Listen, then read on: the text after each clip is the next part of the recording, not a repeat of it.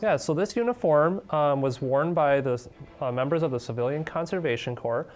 So during the Great Depression in the 1930s, the CCC was developed by Franklin Delano Roosevelt and Congress at the time as a way to help 18 to 25-year-old single men as a way to earn income to help with themselves and also to help their families.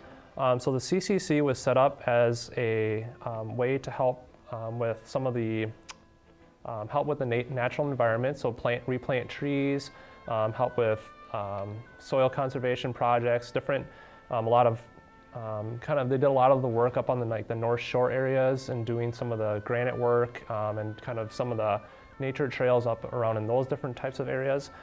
So they were a really important project for helping with the natural conservation of areas in the United States, especially with national parks and state parks and things like that.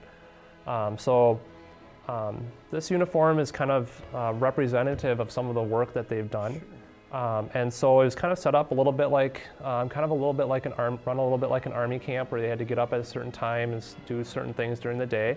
And they kind of their uniforms are very similar to what was worn during even World War II and and kind of a little bit like World War I, but very similar to that. So it's kind of a way to prepare men for future employment opportunities as well as I think it was something to the effect of helping American society after they got done with the CCC. So like the WPA did a lot of kind of works around town. So like they did the granite walls at Selke Field. They did some of the work at Hester Park.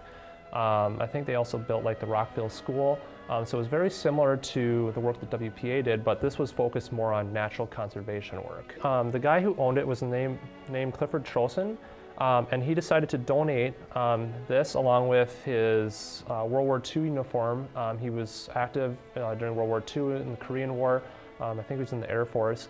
And he donated this uniform to the museum.